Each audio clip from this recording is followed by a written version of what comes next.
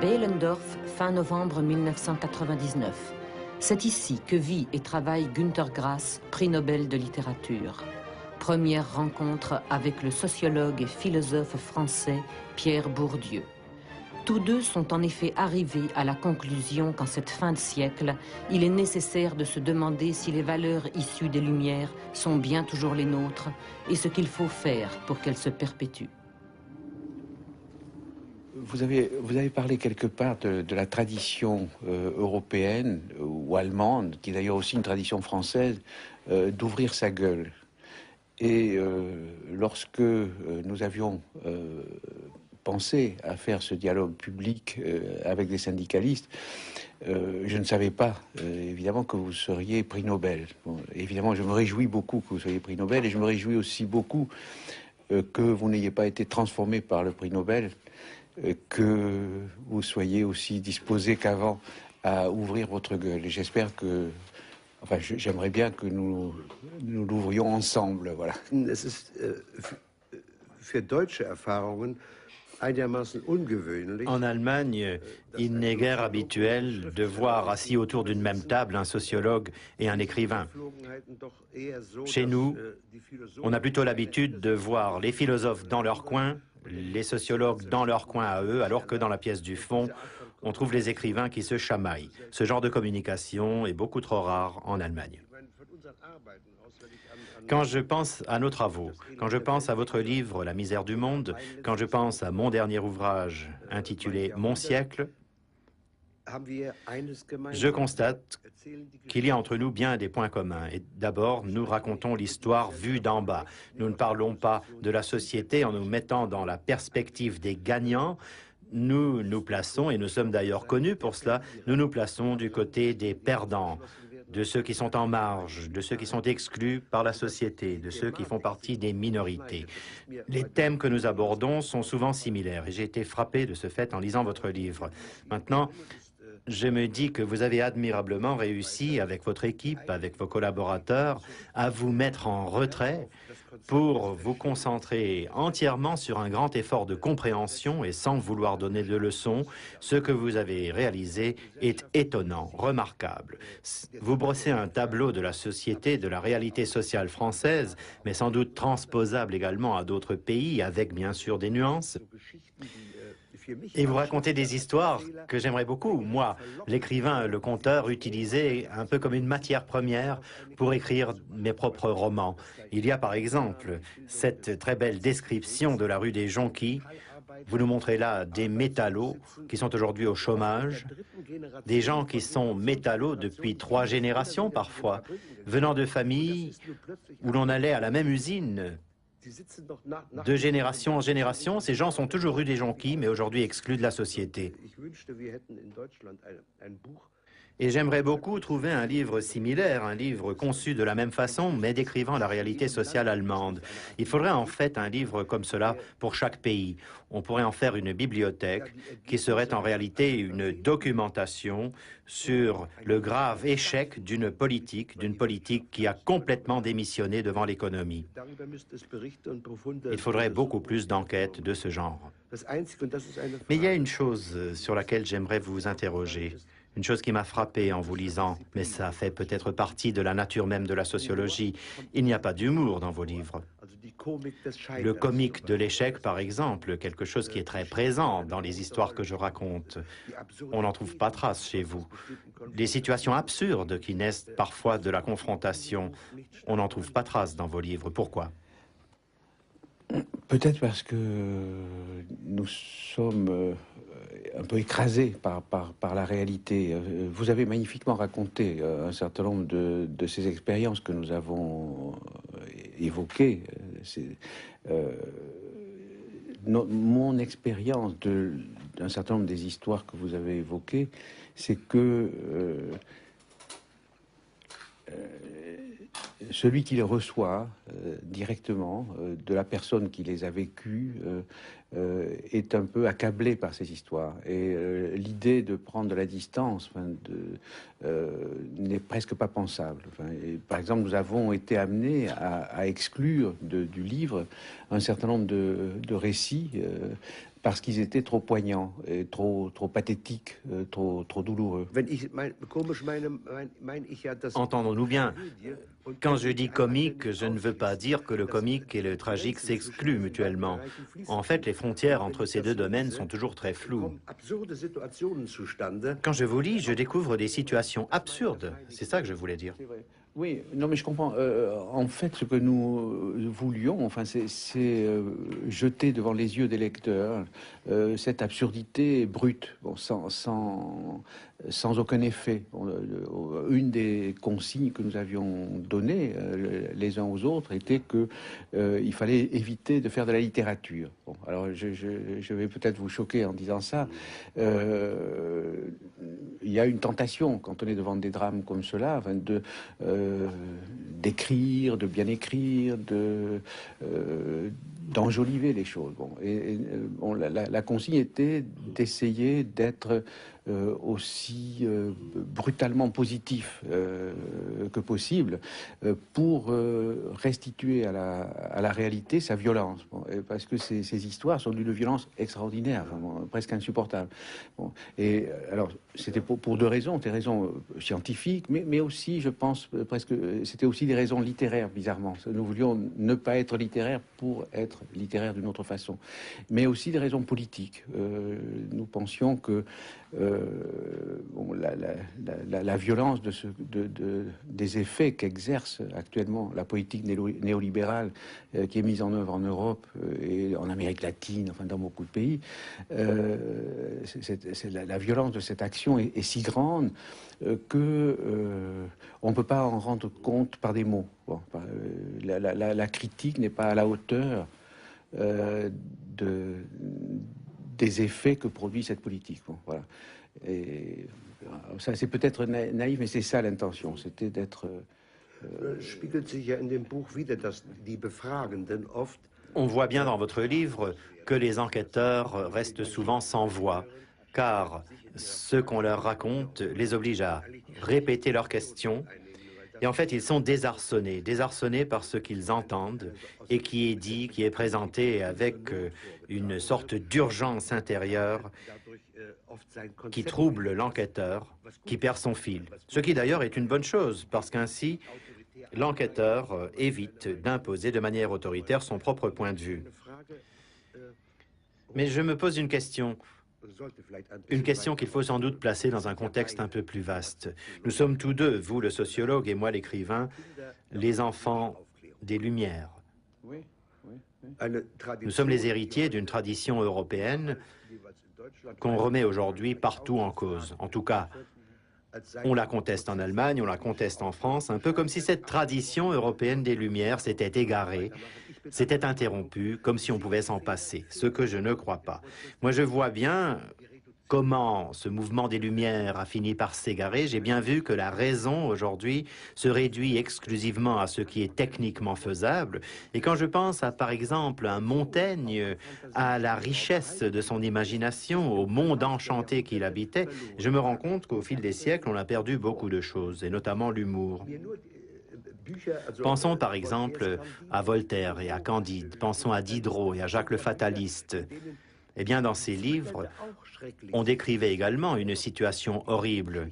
Et pourtant, on y trouve cette capacité humaine de rire malgré la souffrance, malgré l'échec. Et on trouve donc des personnages qui sont à la fois comiques et triomphants, en dépit de tout. Ce sont bien sûr des traditions héritées du roman picaresque. Je crois qu'on peut constater aujourd'hui que le mouvement des Lumières s'est engagé un peu sur une fausse piste dans le fait qu'on ne sait plus rire, en dépit de la souffrance, en dépit de l'échec. On n'a plus ce rire triomphant des perdants. C'est quelque chose qui a disparu. Mais je ne veux pas trop insister sur ce point. Simplement, j'ai constaté une chose. La réalité sociale n'a guère évolué, n'a guère changé. Notre matériau est en fait resté le même. C'est notre société dérangée, détruite. Mais aujourd'hui, nous ne l'analysons plus avec les valeurs des Lumières. Oui, mais enfin, mon impression, c'est que ce sentiment que nous avons d'avoir perdu la tradition des Lumières est lié au renversement de toute la vision du monde qui a été imposée par la vision néolibérale qui est aujourd'hui dominante. Moi, je pense que bon, ici en Allemagne, je peux employer cette comparaison. Je pense que la révolution néolibérale est une révolution conservatrice, bon, au sens où on parlait de révolution conservatrice en Allemagne dans les années 30. Et une révolution conservatrice, c'est quelque chose de très étrange. C'est une révolution qui a l'air, qui rétablit le passé, qui revient au passé et qui se présente comme progressiste. Bon. On transforme la régression en progrès. Bon. Si bien que ceux qui combattent cette régression ont l'air eux-mêmes régressifs. Ceux qui combattent la terreur ont l'air eux-mêmes terroristes. Enfin, je pense que c'est une chose que nous avons subie en commun. Nous sommes volontiers traités d'archaïques, en français nous disons ringards, arriérés. Dinosaures. Voilà, dinosaures, voilà, exactement. Dinosaures. Et c'est ça la grande force.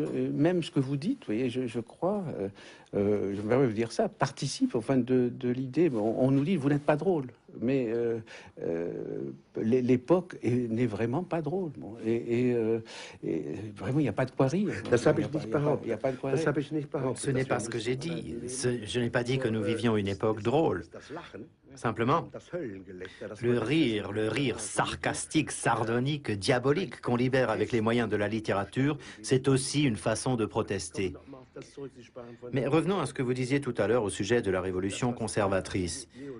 Ce qui se vend aujourd'hui sous le label néolibéralisme, ce n'est rien d'autre qu'un retour aux méthodes du libéralisme de Manchester du 19e siècle. On croit pouvoir remonter le cours de l'histoire, non sans raison.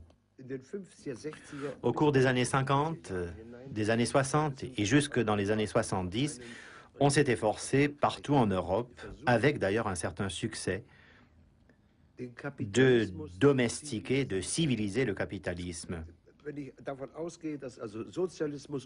On peut dire que le socialisme et le capitalisme sont nés tous deux des Lumières. Ce sont en quelque sorte les enfants génialement ratés de l'époque des Lumières. Mais ces deux monstres se contrôlaient relativement l'un l'autre. Et le capitalisme lui-même était obligé de respecter un certain nombre de choses, de prendre des égards, d'assumer des responsabilités. On parlait en Allemagne d'économie sociale de marché, et tout le monde, y compris les conservateurs, y compris le Parti démocrate chrétien, était d'accord pour tout faire pour éviter qu'on revienne à une situation telle que celle de la République de Weimar. Mais ce consensus, ce contrat social a été rompu à partir des années 80. Et lorsque les hiérarchies communistes ont commencé à s'effondrer, le capitalisme se sentait libéré de toute entrave, il se qualifiait alors de néolibéralisme, pensait pouvoir n'en faire qu'à sa tête en échappant à tout contrôle puisqu'il n'y avait plus personne pour lui faire face. C'est en réalité la situation dans laquelle nous sommes. Et les quelques capitalistes restés responsables, aujourd'hui, lèvent le doigt pour nous mettre en garde et se rendent bien compte que leurs instruments, que leurs outils leur échappent. Le capitalisme, ou ce système qui se qualifie de néolibéral, répète en réalité les erreurs du communisme, en croyant pouvoir imposer des dogmes, marqués d'une sorte de sceau d'infaillibilité. Ainsi, on nous dit qu'il n'y a aucune alternative à l'économie de marché. Mais ça ressemble tout à fait à un dogme catholique ou à un ancien dogme communiste. Oui, mais la force de ce néolibéralisme, c'est qu'il est mis en application, au moins en Europe, par des gens qui s'appellent socialistes. Et que ce soit Schröder, que ce soit Blair, que ce soit Jospin, ce sont des gens qui invoquent le socialisme pour faire du néolibéralisme. Et ça rend l'analyse et la critique extrêmement difficile, parce que là encore une fois, tout est à l'envers. Tout est à l'envers, et comment dire, la critique... En fait, il y a une véritable capitulation face à l'économie. Et du même coup, faire exister une opposition critique à la gauche des mouvements sociodémocrates, est devenu extrêmement difficile. Bon, en France, nous avons réussi. Il y a eu le mouvement des grandes grèves de 1995, qui ont mobilisé très largement la population des travailleurs, des employés, etc., et aussi des intellectuels. Ensuite, il y a eu toute une série de mouvements, le mouvement des chômeurs, le mouvement, la marche des chômeurs européenne, etc., etc. Il y a eu une sorte d'agitation permanente, qui a obligé les sociodémocrates au pouvoir à faire semblant, au moins, de tenir un discours socialiste. Bon. Mais dans la pratique, ce mouvement critique reste très faible, en grande partie parce qu'il est enfermé à l'échelle nationale. Et une des questions majeures, me semble-t-il, qui se pose au plan politique, est de savoir comment rendre international faire exister à l'échelle internationale une position à la gauche des mouvements sociodémocrates qui soit capable d'influencer. Bon, alors là, je pense par exemple que les tentatives pour faire un syndicalisme européen sont actuellement très difficiles. Enfin, elles sont presque condamnées à l'échec. Bon, et la question que je me pose, c'est qu'est-ce que nous, les intellectuels, nous pouvons faire pour contribuer, à ce mouvement qui est très important. Parce qu'on dit, il y a dans la vision, encore une fois, néolibérale, on fait comme si les grandes conquêtes sociales avaient été accordées par la bienveillance des dominants. En fait, l'histoire sociale le montre. Toutes les conquêtes sociales ont été conquises par la force des luttes, etc. Bon. Donc, si nous voulons avoir une Europe sociale, comme on dit, il faut qu'il y ait un mouvement social européen. Bon. Et je pense, alors ça c'est mon impression, c'est que les intellectuels ont une responsabilité très grande dans la constitution d'un tel mouvement, parce que la force des dominants n'est pas seulement économique, elle est aussi intellectuelle, elle est aussi du côté de la croyance, du côté... Voilà. Et c'est pour ça, je crois qu'il faut ouvrir la gueule. Ça me paraît très important pour dire que ça ne va pas de soi et pour essayer de restaurer l'utopie. Parce que une des forces de ces mouvements néolibéraux, c'est qu'ils puent l'utopie. Et ils font apparaître l'utopie comme archaïque. Vielleicht liegt es auch daran, dass die sozialistischen oder sozialdemokratischen Parteien on peut peut-être expliquer la situation par le fait que certains partis socialistes et sociodémocrates ont fini par croire eux-mêmes ce qu'on affirme depuis 10 ans, à savoir qu'avec la chute du communisme, le socialisme avait été balayé lui aussi.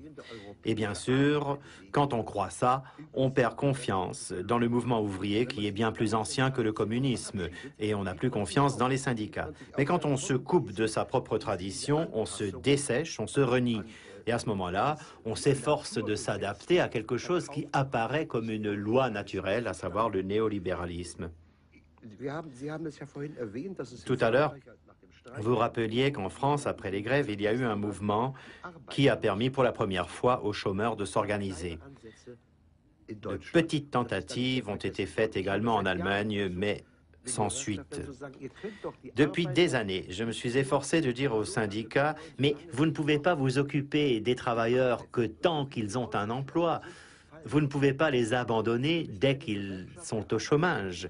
Qu'attendez-vous pour créer un syndicat des chômeurs sur une base européenne? Nous n'arrêtons pas de nous lamenter parce que l'unification de l'Europe se fait uniquement sur le terrain économique. Mais que font donc les syndicats, dans tous les pays d'Europe d'ailleurs, pour dépasser le cadre national, pour développer des formes d'organisation et d'action par-delà les frontières? N'est-ce pas? Il y a d'un côté la mondialisation et de l'autre côté il n'y a rien. Nous restons cantonnés au niveau national et même entre la France et l'Allemagne, même entre deux pays voisins, on constate qu'on n'est pas capable de s'inspirer d'expériences réussies telles que cette expérience française. On n'est pas capable de faire la même chose en Allemagne ou dans d'autres pays et de réagir, d'agir et de faire ce que vous disiez tout à l'heure, à savoir ouvrir sa gueule. Il faut ouvrir sa gueule, c'est évident. Et puis, une chose est claire, quand, comme le font aujourd'hui beaucoup d'intellectuels, mais la notion d'intellectuel, j'y reviendrai, on se contente de tout avaler, de tout gober, eh bien, il n'y a pas de quoi s'étonner qu'on fasse des ulcères, c'est clair. Il faut dire les choses, il faut parler, il faut l'ouvrir.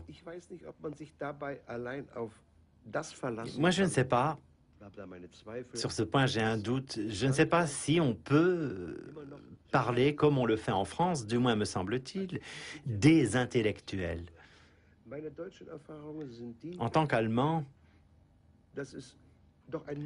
j'ai le sentiment que c'est une erreur de croire que quand on est intellectuel, on est forcément de gauche.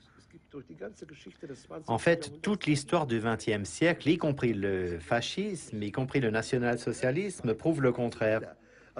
Un homme comme Goebbels, c'était un intellectuel. Donc, être intellectuel, ça n'est pas pour moi un gage de qualité en soi. Et regardez ce qui s'est passé après mai 68, en Allemagne et sans doute aussi en France. Il y avait à l'époque des gens qui se croyaient très loin sur ma gauche. Aujourd'hui, quand je veux les retrouver, j'attrape un torticolis en les cherchant à droite et même parmi les extrémistes de droite. Je pense à un ancien leader étudiant comme Bernd Rabel qu'on retrouve aujourd'hui dans les milieux extrémistes de droite. Comme quoi on peut changer. Quand on parle d'intellectuels, restons critiques. Et puis, votre livre « La misère du monde » montre bien que des gens provenant du monde du travail, des gens qui ont passé leur vie à militer dans les syndicats, et qui un jour se retrouvent au chômage ou à la retraite, tombent dans une sorte de gouffre, dans un véritable néant. Plus personne ne se soucie d'eux. Or, ces gens ont une connaissance des réalités sociales et une expérience de la société bien plus riche que celle des intellectuels. Et c'est là un potentiel complètement ignoré, complètement inexploité. Et il n'y a plus d'échanges, ces échanges qui nous feraient sans doute avancer. Enfin, c'est un peu enfin, je reviens une seconde, puisque vous avez la gentillesse d'en parler, et d'en parler très bien, à ce livre, La misère du monde. Bon, c'est un effort pour donner une fonction beaucoup plus modeste et en même temps, je crois, beaucoup plus utile qu'à l'accoutumée aux intellectuels. C'est-à-dire, c'est la fonction, je sais dit dans le livre, la fonction d'écrivain public, nous disons en français. C'est l'écrivain public que j'ai bien connu dans les pays d'Afrique du Nord. Bon, c'est quelqu'un qui sait écrire et qui prête sa compétence à des gens pour que ces gens puissent dire des choses qu'ils savent en un sens mieux que celui qui les écrit. Et bon, les sociologues sont dans une position tout à fait particulière. Ce ne sont pas des intellectuels comme les autres. Ce sont des gens qui savent, enfin, la plupart du temps, pas tous, écouter, déchiffrer ce qui leur est dit et transcrire, réécrire et transmettre. Bon. Alors,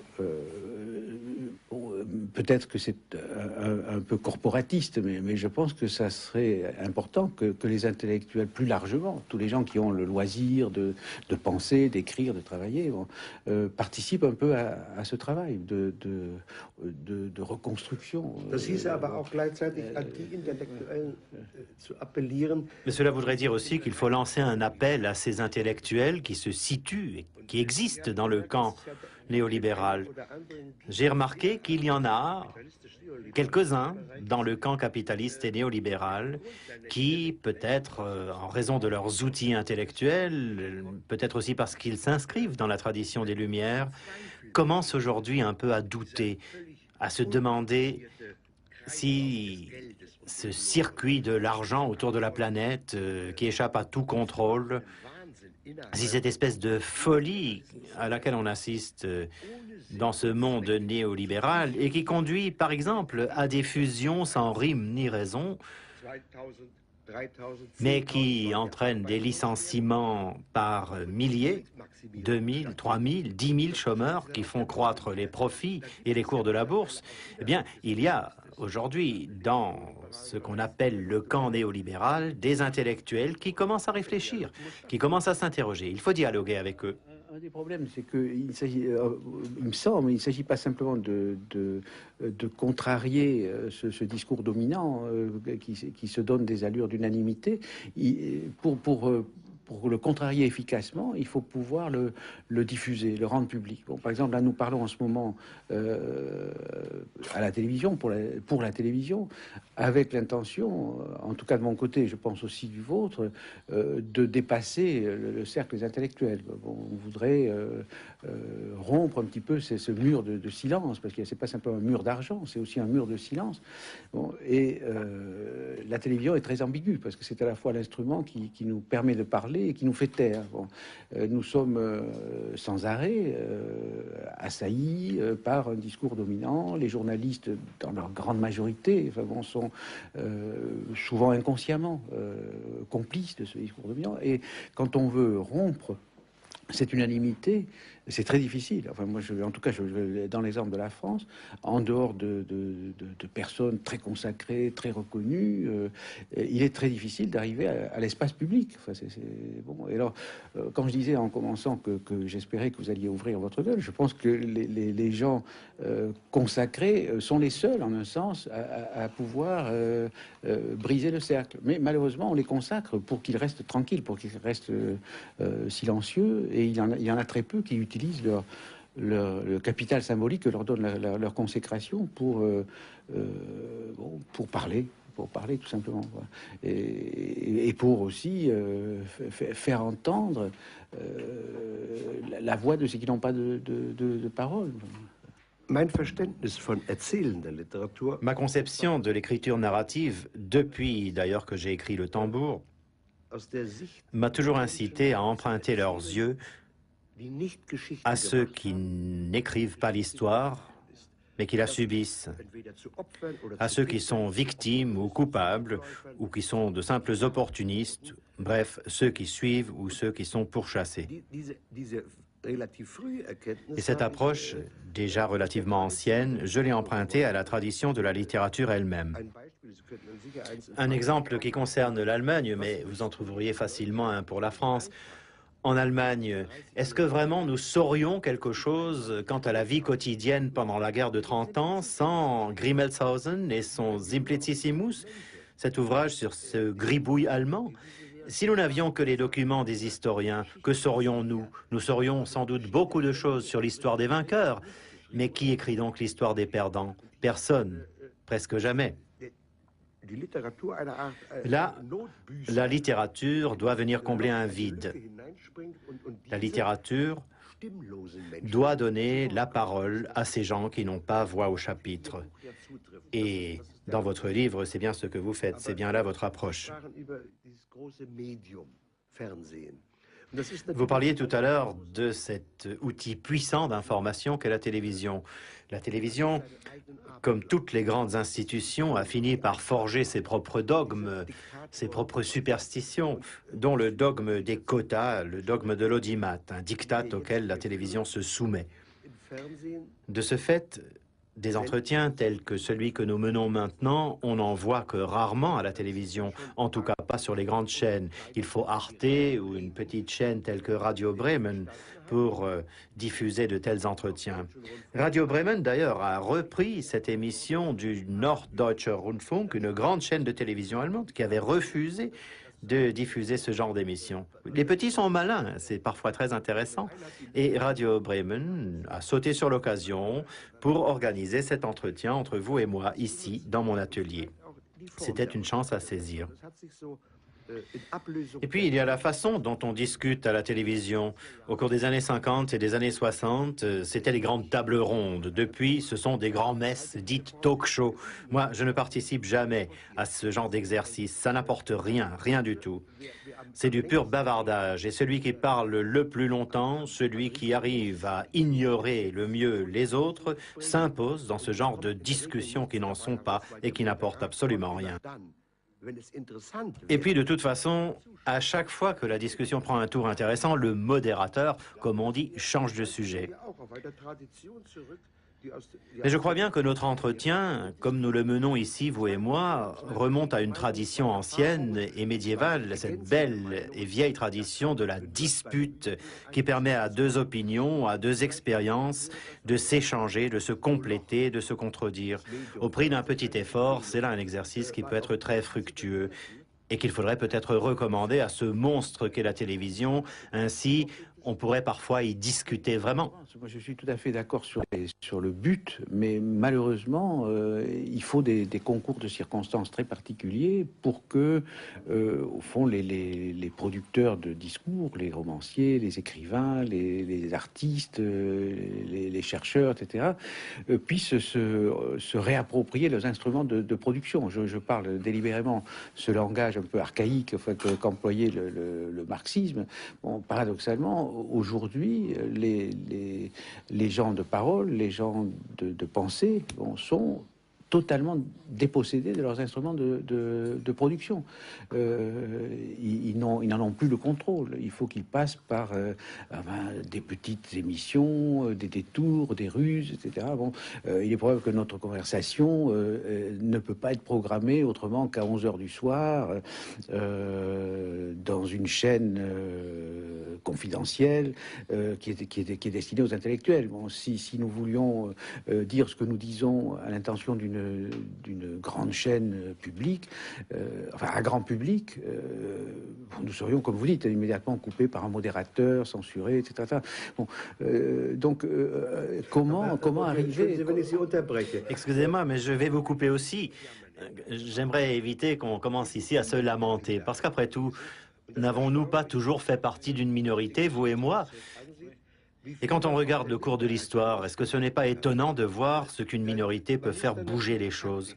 Évidemment, pour cela, il faut un peu de tactique et, comme vous dites, un peu de ruse pour arriver à se faire entendre. En tant qu'écrivain, par exemple, je suis obligé de violer une règle sacro-sainte de la littérature qui est de ne jamais se répéter.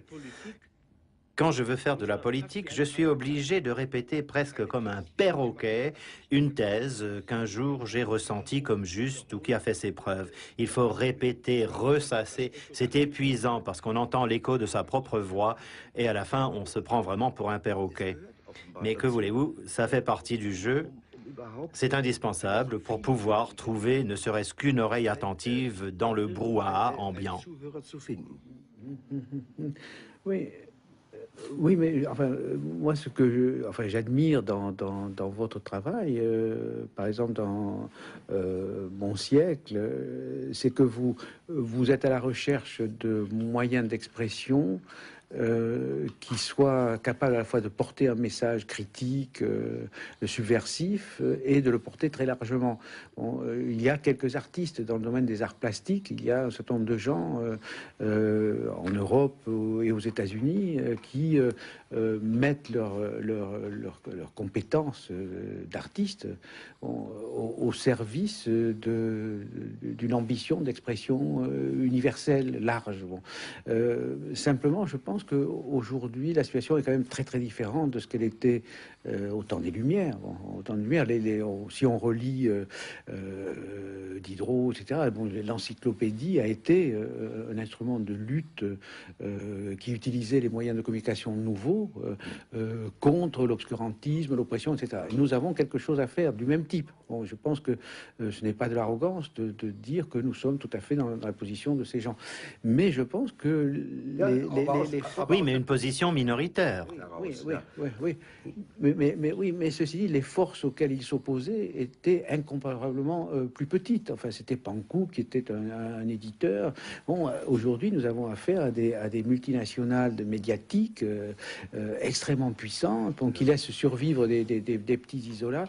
Bon, et en fait, bon, même l'édition aujourd'hui d'ouvrages difficiles et critiques devient de plus en plus menacée. Donc, au fond, ce que j'ai à l'esprit, c'est que il faudrait constituer une sorte d'internationale des producteurs de livres, etc., bon, orientés vers la recherche de... Alors, vous me direz, bon, il faut se battre tout seul, chacun est là avec sa plume, avec ses instruments, etc., mais je ne crois pas que nous puissions efficacement... D'ailleurs, c'est par exemple, si j'ai pensé qu'il était très important que nous essayions, tant bien que mal, enfin, de parler ensemble, c'était avec cette idée qu'il faut essayer d'inventer des façons nouvelles de communiquer. Voilà. des manières nouvelles de porter le message, et même en essayant d'être, au lieu d'être les instruments, par exemple, de la télévision, d'en faire un instrument de communication au service de ce que nous voulons dire. Der Spielraum ist ja. Oui, mais la marge de manœuvre, elle est fort limitée. Et puis, n'oublions pas un autre point qui m'étonne moi-même beaucoup. Moi, je n'aurais jamais pensé qu'un jour viendrait dans ma vie où je me mettrais à revendiquer plus d'État. En Allemagne, nous avons toujours eu trop d'États, et trop souvent, trop longtemps, un État trop autoritaire. Il y avait donc 1000 raisons de vouloir contrôler de manière plus démocratique l'influence de l'État. Mais aujourd'hui, nous sommes tombés dans l'autre extrême. Nous avons tout à l'heure parlé du néolibéralisme, et c'est une chose étonnante, sans qu'il y ait le moindre point commun sur le plan idéologique, on voit aujourd'hui que le libéralisme a réalisé l'idéal anarchiste, à savoir l'abolition de l'État. La nouvelle forme de l'anarchisme s'exprime sous la forme d'un néolibéralisme qui veut se débarrasser de l'État, qui veut assumer à la place de l'État tout ce qui est rentable. Aujourd'hui, quand on veut modifier quelque chose par la réforme, je ne dis pas révolution, je dis réforme. En France ou en Allemagne, c'est absolument impossible tant que l'industrie, tant que le monde de l'économie ne le veulent pas. Ou alors tant que le monde de l'économie n'aura pas imposé ses vues, une baisse des impôts par exemple. L'État est dessaisi de son pouvoir à un point dont les anarchistes n'auraient jamais osé rêver. Mais c'est la réalité. Et je suis maintenant dans une situation tout à fait étrange, puisque je me vois obligé de demander qu'on donne davantage de responsabilités à l'État et qu'on lui permette de jouer son rôle de régulateur. Là, c'est typiquement ce type de renversement dont je parlais tout à l'heure. Nous sommes amenés, paradoxalement, à défendre des choses qui ne sont pas complètement défendables. Est-ce que nous pouvons nous contenter de dire qu'il faut revenir à plus d'État?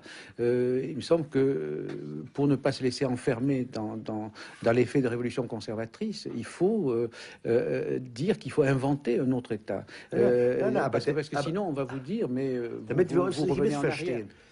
Oui, mais attention, le néolibéralisme ne veut faire à la place de l'État que ce qui l'intéresse sur le plan économique.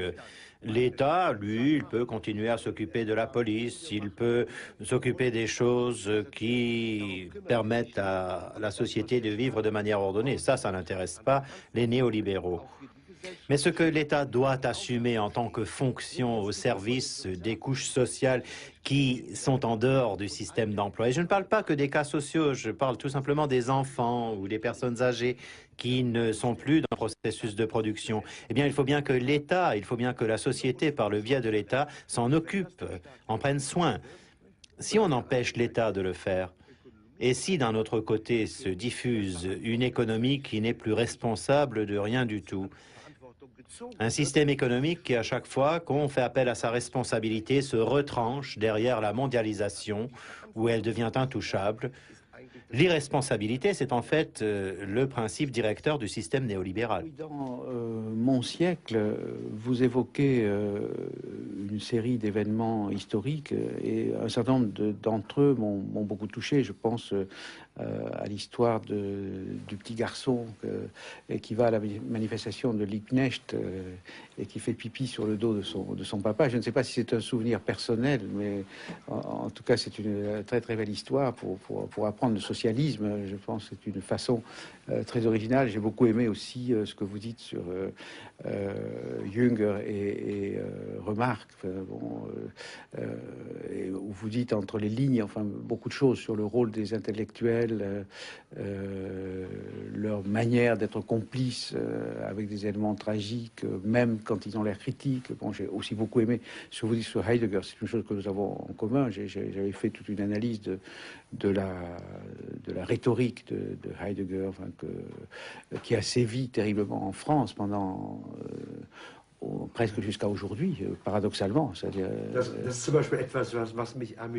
oui, et ça, je dois dire que ça m'amuse beaucoup de voir qu'en France, on est fasciné, y compris parmi les intellectuels, par un Jünger ou un Heidegger. Là, d'un seul coup, on retrouve tous les clichés, tous ces lieux communs qu'on a les uns sur les autres, français et allemands. On les retrouve à l'envers. Et toutes ces fumisteries qui ont eu des conséquences funestes pour l'Allemagne, on les admire en France.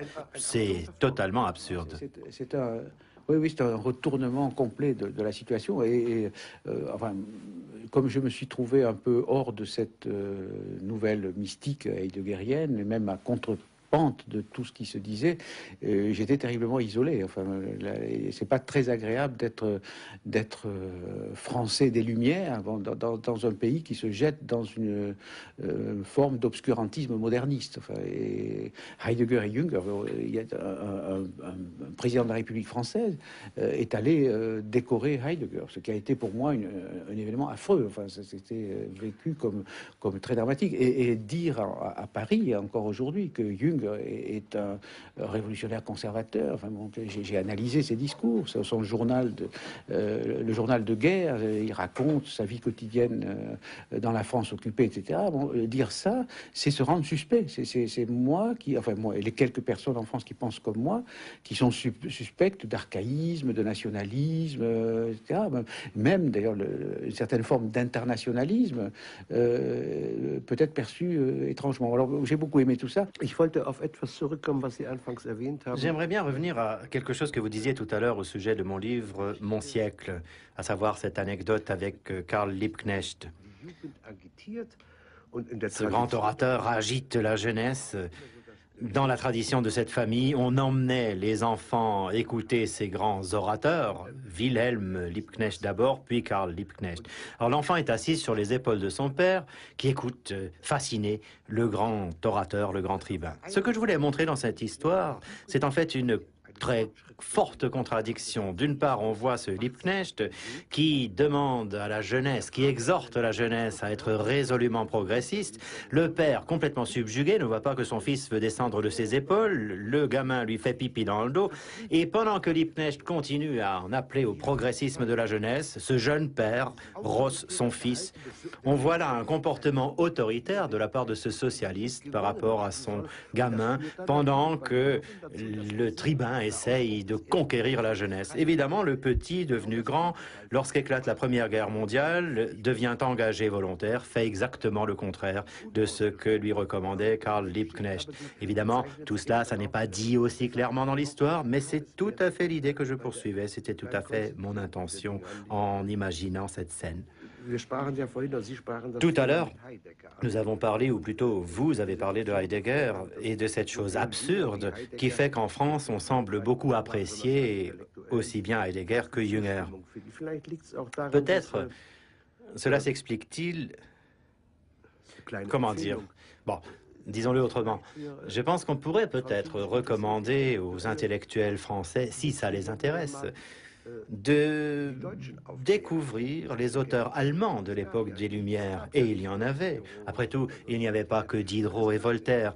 Il y avait aussi en Allemagne un Lessing ou un Lichtenberg. Tiens, très drôle, Lichtenberg, très spirituel. Quelqu'un qui devrait plaire beaucoup plus aux Français qu'un Jünger. Mais bon. Pour prendre un exemple plus proche, je pense à Ernst Cassirer, qui a été un grand héritier des Lumières. Bon, j'ai dépensé beaucoup de temps et beaucoup d'énergie à traduire et faire traduire l'œuvre de Cassirer, et bon, qui a eu un succès très modéré, alors que le grand adversaire de Cassirer, Heidegger, avait un énorme succès. Bon, voilà, c'est cette espèce de renversement des positions françaises et allemandes. Je pense que c'est une des choses qui, moi, m'a toujours beaucoup tourmenté. Comment faire que les deux pays ne cumulent pas ce qu'ils ont de pire. Voilà. On a souvent l'impression que par une espèce de ruse de l'histoire, les Français prennent aux Allemands ce qu'ils ont de pire, et les Allemands prennent aux Français ce qu'ils ont de pire. Si vous le permettez, j'aimerais bien reparler un peu de mai 68 et d'une anecdote qui figure dans mon livre Mon siècle, où je montre un professeur qui, 30 ans plus tard, lors de son cours de mercredi, se met à réfléchir et se demande quelle avait bien pu être son attitude lorsqu'il était étudiant en 1966, 67, 68.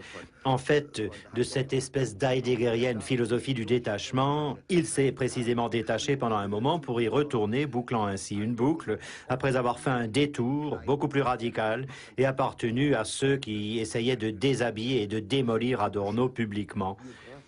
Je crois qu'il y a quelque chose de tout à fait typique en termes de biographie de cette époque et que l'on trouve en résumé dans l'idée de mai 68.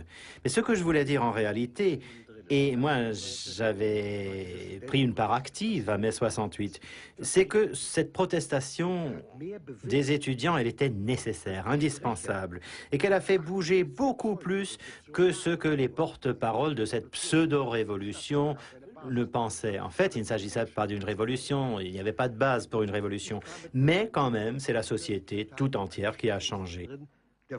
Et moi, je prenais le contre-pied des pseudo-révolutionnaires et j'affirmais, comme je l'ai écrit dans le Journal d'un escargot, le progrès est un escargot. Vous auriez vu le tollé. Alors je disais, verbalement, vous pouvez le faire, votre grand bond en avant à la mode de Mao. Mais ce qui va rester sous votre grand bond, à savoir la société, elle n'avancera pas. Et un jour viendra le retour de bâton, et à ce moment-là, vous parlerez de contre-révolution, toujours en employant ce jargon, cette langue de bois d'un communisme qui, à l'époque, déjà était complètement éculé. Mais à quoi bon? C'était de toute façon un véritable dialogue de sourds. Tout ce que vous dites, enfin, je pourrais le dire. Enfin, j'avais écrit à l'époque un livre qui s'appelait Les Héritiers, où je décrivais les différences d'attitude entre les étudiants d'origine petite bourgeoise ou populaire et les étudiants d'origine bourgeoise, en particulier dans le domaine politique. Et paradoxalement, le radicalisme le plus radical se trouvait chez les étudiants d'origine bourgeoise, alors que les étudiants de petite origine étaient plus réformistes, plus conservateurs. Et par exemple, à l'intérieur du mouvement de mai 68... Souvent, ils avaient un conflit avec leur père, qu'ils ne pouvaient pas évidemment exprimer à la maison, parce que papa leur aurait coupé les vivres. Et donc ce conflit, ils le reportaient sur la société. Ça c'est une tradition. Enfin, comme au 19e siècle, beaucoup d'artistes, Cézanne et tant d'autres, étaient en rupture avec leur famille et faisaient des révolutions symboliques contre leurs parents. Bon, je pense que cette dualité, enfin, était très présente dans le mouvement de 68. Et il y avait, comme dans toute révolution, il y avait plusieurs révolutions. Je me souviens fort bien comment, dans les années 70, en Allemagne et dans quelques pays scandinaves, ou plutôt dans tous les pays scandinaves, on s'est rendu compte, tout d'un coup, qu'au train où allait la société et l'économie, avec l'exploitation des ressources naturelles, la nature allait être complètement détruite. Le mouvement écologique était né. Et les partis socialistes et sociodémocrates, toujours braqués sur le capitalisme, se sont concentrés exclusivement sur la question sociale traditionnelle, laissant de côté la question écologique ou la considérant avec une certaine hostilité. Nous voyions à l'époque des syndicalistes de gauche, par ailleurs progressistes sous tout rapport, se montrer complètement butés dès qu'on parlait d'écologie, car ils estimaient que la défense de l'environnement allait détruire des emplois. Et certains continuent à le croire aujourd'hui. Alors si nous demandons aujourd'hui, à très juste titre d'ailleurs, aux tenants du capitalisme et du néolibéralisme de s'appuyer sur leur grand potentiel intellectuel pour revenir à la raison, et ça veut dire aussi pour se réformer, eh bien nous devrions demander la même chose à la gauche. Il faudrait qu'elle comprenne enfin que la question écologique est aujourd'hui indissociable de la question du travail et de l'emploi. Ces deux choses sont étroitement imbriquées. Et aujourd'hui, quelques décisions que l'on puisse prendre, il faut envisager son impact écologique. Oui, mais je pense que ce que vous dites des écologistes est vrai aussi des sociodémocrates. C'est-à-dire que les sociodémocrates ont sur eux-mêmes une vision dominante. Ils ont intériorisé la vision dominante et toutes les inventions diverses, social-libéralisme, libéralisme social, blairisme, etc., toutes ces pseudo-inventions sont des façons d'intérioriser la vision dominante de la puissance dominante sur les dominés. C'est-à-dire que, au fond, les Européens ont honte, bon, je n'hésite pas à le dire, ce qui est une propriété de coloniser, les Européens ont honte de leur civilisation et n'osent plus. Alors ça commence évidemment dans le domaine économique, mais peu à peu ça vient aussi dans le domaine culturel. Ils ont honte de leur tradition culturelle, ils vivent dans une sorte de culpabilité, ce qui est perçu comme une défense archaïque de leur tradition. Dans le domaine du cinéma, dans le domaine de la littérature, dans le domaine, par exemple... Et chez nous, on voit parfois des raccourcis saisissants et complètement aberrants qui font que, par exemple, les partisans de Schröder se considèrent comme modernistes et taxent les autres de traditionalistes. Évidemment, lorsqu'ils voient ça, les néolibéraux ne peuvent que sourire en voyant comment, en Allemagne, mais aussi dans d'autres pays, les sociodémocrates et les socialistes perdent leur temps à se chamailler au sujet de définitions parfaitement stériles. Le problème de la culture, bon, moi je me suis réjoui du fait que le prix Nobel vous était décerné. Bon, je me permets de dire ça parce que c'est quelque chose que j'ai ressenti très fortement, pas seulement parce qu'il couronnait un très bon écrivain, mais parce qu'il couronnait un écrivain, laissez-moi finir, là c'est important, il couronnait un écrivain européen, enfin, bon, et au sens de qui ouvre sa gueule, bon, et qui défend une façon de faire de l'art, bon, qui pourrait être pour certains archaïque. Enfin, je ne sais pas assez pour le savoir. La campagne qui a été faite contre votre roman. Monsieur Bourdieu, en ce qui concerne le prix Nobel, vous savez, je vivais très bien sans lui.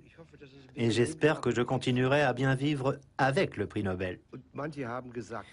Certains disaient « Enfin, il est nobelisé » ou « C'est trop tard ». Eh bien, moi, je suis tout à fait content de n'avoir obtenu ce Nobel qu'une fois passé le cap des 70 ans. Pour un auteur plus jeune, un auteur de 35 ans, mettons, le prix Nobel, ça peut être un poids excessivement dur à porter, parce que les attentes seraient sans doute immenses face à un tel auteur. Moi, je peux voir tout ça avec une certaine distance, tout en me réjouissant. Bon, mais c'est tout ce que je voudrais dire en ce qui me concerne à ce sujet.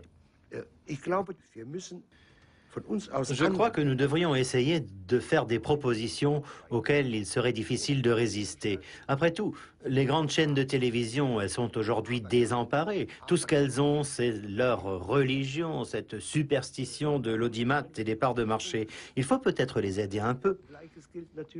Et on peut dire la même chose pour les relations entre les pays voisins que sont l'Allemagne et la France, des pays qui se sont combattus à mort, et les plaies sont encore vives, les plaies des guerres mondiales et des batailles du 19e siècle. On a fait beaucoup d'efforts rhétoriques pour se rapprocher, et d'un seul coup, on se rend compte que ce qui nous divise, ce n'est pas seulement la barrière linguistique, c'est toute une série de dimensions que nous ne percevons pas. Tout à l'heure, je disais que nous ne sommes même pas capables de développer la même vision de l'époque européenne des Lumières. À l'époque où les États-nations étaient moins dominants qu'aujourd'hui, la situation était plus claire. Ce qui se passait en Allemagne, les Français le savaient, et vice-versa. Goethe a traduit Diderot, et il y avait entre les minorités qu'incarnaient ces deux illustres personnages un véritable écho, car c'était bien des minorités qui se battaient à l'époque pour faire naître les Lumières en dépit de toutes les censures. Voilà une tradition à laquelle nous devons nous rattacher, car rien ne saurait nous en dispenser. Nous n'avons rien d'autre que ce que nous avons appris grâce au grand courant des Lumières, en dépit de toutes ces erreurs, et nous n'avons pas d'autre choix que d'utiliser les outils des Lumières pour nous réformer, pour réviser ce qui doit l'être. Mais ce travail-là, c'est typiquement celui qui incombe à une opposition. Car il ne suffit pas de se plaindre, même si l'on a raison de le faire, de l'écrasante domination qu'exerce aujourd'hui le néolibéralisme, d'une manière d'ailleurs tout à fait irresponsable. Non, Si l'on veut protester, si l'on veut s'opposer, il faut aussi se demander quelles sont les erreurs que nous avons nous-mêmes commises depuis le siècle des Lumières. Car, en réalité, et je l'ai déjà dit tout à l'heure, le capitalisme, jusque dans sa phase actuelle, et le socialisme, qui est toujours resté assez rudimentaire, ce sont tous deux les enfants des Lumières. Il faudra bien qu'ils renouent un jour le dialogue.